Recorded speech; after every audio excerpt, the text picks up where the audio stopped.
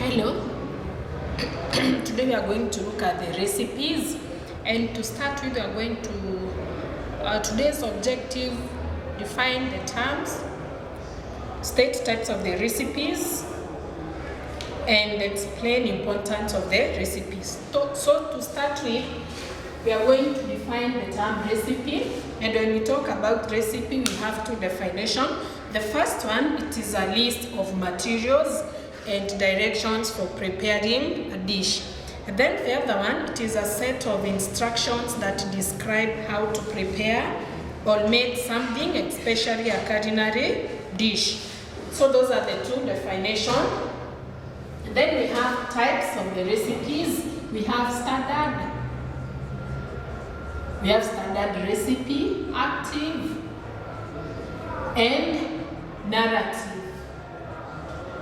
When we talk about the standard recipe, a very good example is the one that we get from the practical cookery. It shows the name of the dish, that is the title, the ingredients, and the procedure. And in case there are the equipments that are to be used also, it is.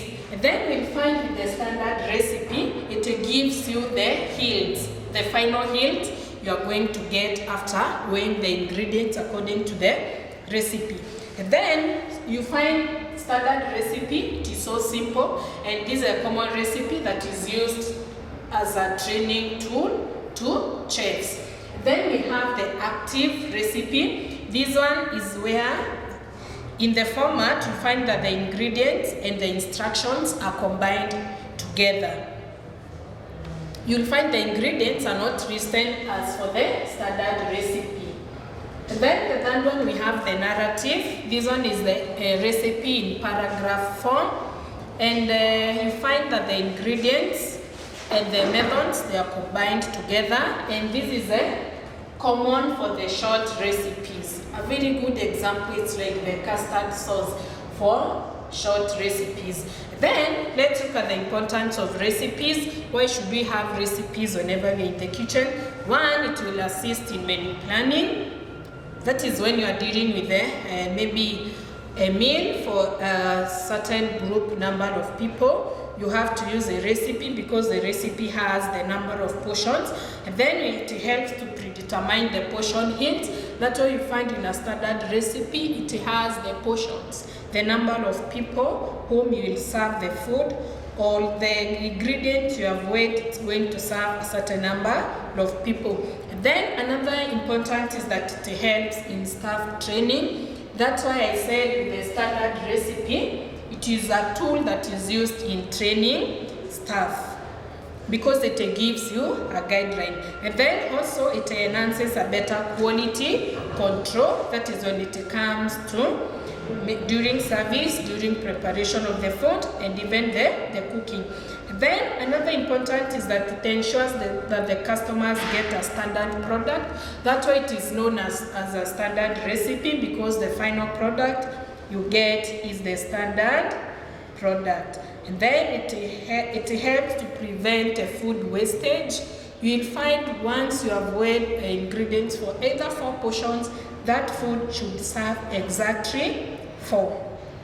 Then it assists in costing. That is when you are doing your menu costing. And then it assists in knowing a cooking time, plus preventing over or undercooking of the food. You will find, for example, if it is a recipe, it will give you the instructions, the time. For example, if it is a cake, you bake maybe for 180 degrees for 45 minutes. So that the benefits or the importance of using recipes. Then we have the recipe format, how the recipe should look like, the format of the recipe, and all the content. And the first one is the title. Each and every recipe should have the title of the dish. For example, vanilla cake, that's the title. And then you'll find it will have the portion yields. The portion yields, that means either 4 portions, 10 portions, 20 portions, etc. Another thing is the ingredients. You'll find in your recipe, after you have been given the title, then you find the ingredients: margarine, sugar, eggs, etc. Those are the ingredients. And then the other content is the mise en place. Those are advanced preparation. For example, if it is a cake, greasing your tin, you should do that before you start creaming your cake. That's an example of a mise en place activity. And then the procedure or the method, you have two. It has the procedure. Number one, cream the margarine. Number two, like that. And then suggestion for service and garnish. For example, a cake, you find at the end of it how you are told to serve with this type of a sauce. If it is a meat, you find you are told to serve with either dania or the parsley.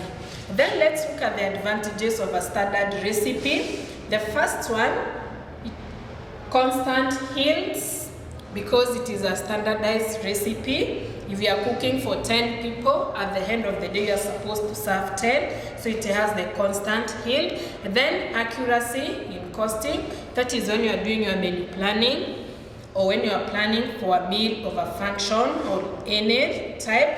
And then there is a uniformity of size and quality. That's why you have to weigh your ingredients accurately, so that at the end of it you get a uniform size and quality product. Then it will help in menu planning.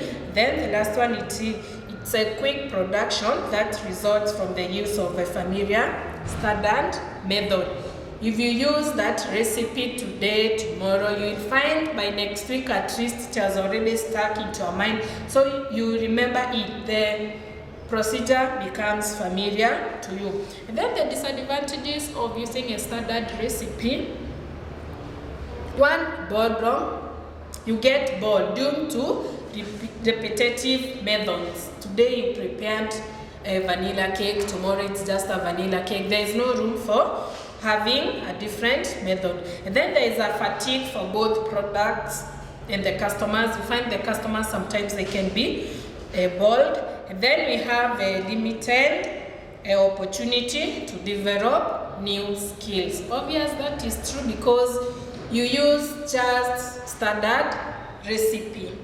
So I want to give you an assignment. Can you come up with just pick any recipe, a standard recipe from Practical Cookery. You come up with a format, and then you copy it the way it is.